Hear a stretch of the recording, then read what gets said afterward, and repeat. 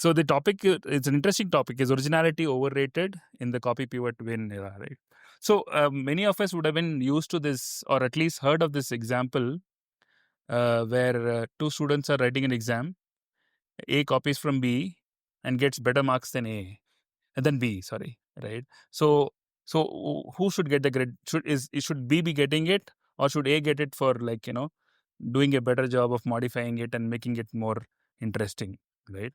So, and this is probably largely story, but there is also some real life instances. Like, for example, um, when Ray Kroc went to McDonald's, right, that speedy service that the McDonald's brothers started, were just in their own locality, and they did a fantastic job of processing the whole thing.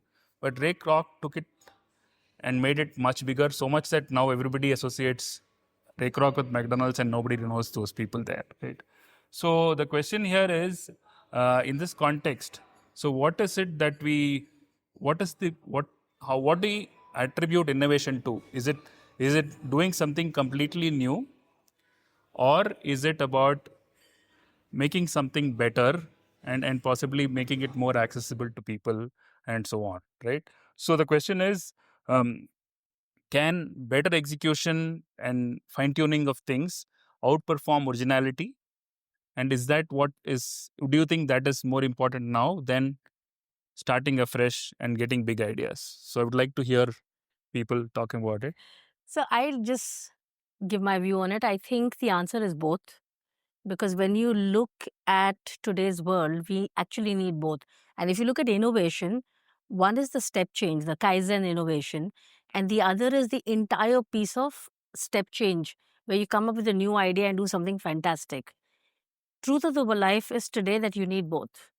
Because the moment there is an original idea which comes in, there will be somebody else who will pick it up at, as you rightly said, copy, paste, and pivot, and move in a huge way forward. At the same time, innovative ideas, some of the ideas which really make a huge difference, those are something which will come through breakthrough ideas. So I know that there are multiple stories which support both. And my viewpoint would be you need both of them. Over to you. So I think, like she said, right, I'll break the businesses into businesses which are creating IP versus businesses which are not able to create an IP, right? The ones which are not able to create an IP, I think execution matters a lot, right? And you have enough examples. Forget like what is happening outside of the country. Like I work in Swiggy, and we do a lot of grocery business. But if you go back 10 years back, there were companies like Big Basket and Zop now, which started the whole online grocery business, right? They stagnated at a particular place. And someone came in and someone said that, hey, this makes sense, but for it to get wings to fly, something else has to be done.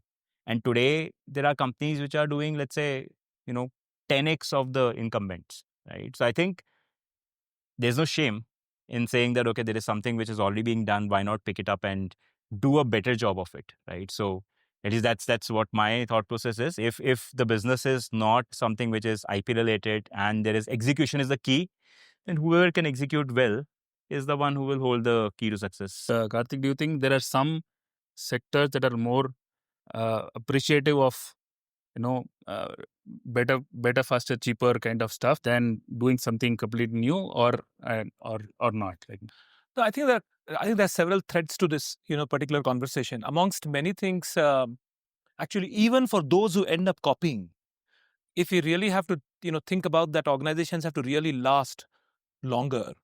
I think they will also equally run into trouble if they don't focus on innovation. So for me, for even people who do exceptional execution, or copy an idea or better it, like was said before, I think even for them it's equally important to be able to kind of think through, because in all cases, and there's this Greek historian called Thucydides. I think one of the aspects that he mentioned in terms of war, saying if a society separates scholars from its warriors, then its thinking will be done by cowards and fighting by fools. Right, so there's a gap between people who execute and there's a gap to people who think. I think in many ways that's the argument. I think execution is required irrespective of what the ideas can be. Ideas are commodity. Execution will eventually come out to be key of what is to be done. So I don't think so there is going to be any specific scenario where you will end up having folks who even take an idea or better it. I mean, there are you gave one of the examples. There are so many. In fact, right now with all the TikTok and everything, people have actually forgotten that there used to be a Twitter service called Vine really long back. That was, short form videos and all that. Even much before iPod was there used to be Zune by Microsoft, right? There's so many such examples which are there. But there's somebody else who picked it up, really innovated, went beyond it. Right now, it's actually even iPods are defunct now.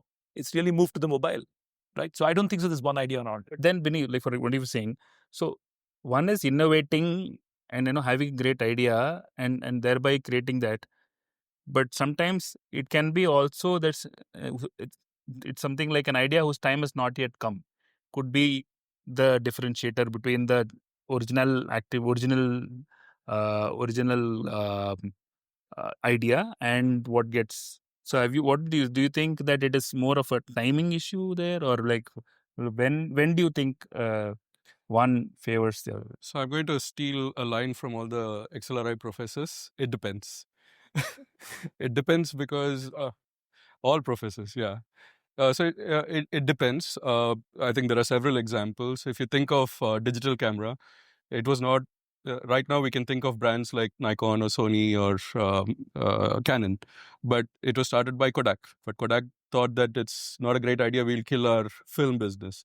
There are so many. The GUI was started by Xerox, but then Microsoft is currently the market leader in that space. So while they had early mover advantage and they must have spent tons and tons of money on R&D, today somebody else is the market leader. I think we should shift the focus back to the customer. To the customer, I don't think innovation matters as much as great quality product. If you look at Apple as well, they had so many products in incubation, but there were so many iterations of it, and finally it was refined to a point where it is great for the customer. So I feel it depends. It could be, and even your McDonald's example for that matter. There's a brand in America called White Castle, which is probably one of the early movers into the fast food space. They had multiple, if you watch old Hollywood movies, you'll see that they have multiple, they have presence all over America, right? But McDonald's made that idea better. They made it truly global. So I think we stand on the shoulders of giants. Innovation happens because somebody has already done something. I don't know whether we can call it stealing. I think it's constantly making it better because ultimately the customer wants something better. Customer doesn't care who started it first. Just to answer your question first, if A copied from B and got more, I think A should get the difference of A and B. But anyway, so I think many years back, one of the leadership trainings, I still remember the professor from IMB actually had come in for a 1-hour discussion. And we were at that juncture of trying to say that how do we become more innovative in our companies? Is it patents? Is it something else? Is it process excellence? A lot of discussions were going on. And he introduced this whole concept of value creation and said it's not just about innovation. It's actually what value you are creating because of that innovation, right? And he introduced us to this four-winged framework of innovation. So when you talk about value, it's not just the create part of it. Is there something you're doing where you are eliminating something? Are you doing anything, creating value by reducing something? Are you creating value by raising something? Suddenly, when you think through that, right, like the examples what he gave, you don't have to be innovative to be successful. You can actually look at the other three vectors and see what are the things you're doing which can make you successful. I think that's one point. The second one is how it's yes, a lot of companies who have innovated earlier might not even exist today. Now, the companies who are filing the patents today might not be the top-notch companies, but they're securing themselves, right? One example I can give you is Fujifilm. People might have thought that why would Fujifilms be relevant today? If you go down the 100-feet road in Indiranagar today, the Neura health screening facility is actually Fujifilm. They've taken the technology of a camera and they found out that this camera can actually go through your body, and they do the bone density mapping and early cancer detection. So it's just the same camera, but it's just a precision camera which can do a much better job. So they just change the focus, and today they are big in healthcare. So I think being innovative keeps a company young. And I don't think you have a choice. You need to do that, but I think the focus should be more on the value creation. So then, like what you were saying, so then for Fuji Films, in some way, innovation is a moat, right? So do you think that that moat is still needed for companies to be able to do well or stay on in the race, or it could be just one thing? There could other things that they could look on. No, I think I'll put it in a little bit of a context, right? So life is a paradox. Anyway, live it. And I just heard this from a Gartner CTO, right? He said, for every yes, ideally there is a no. So whether it is strategy, thinking, innovation. Now let me put the origin. So there are three parts to it. If I have to put it in a a triad, right? Like which is one is the originality. The second one, of course, there's innovation and execution, right? Stemming with 20 years in a big four, right? Now, is anything one overrated? I don't think so. It all depends on the context we are. Now, the originality, whether he was talking about who are the market leaders, or you could be standing out as product companies for what your value proposition is, or being a market leader, or in the people space for what employee value propositions you stand for, right? What value proposition you create for your customers.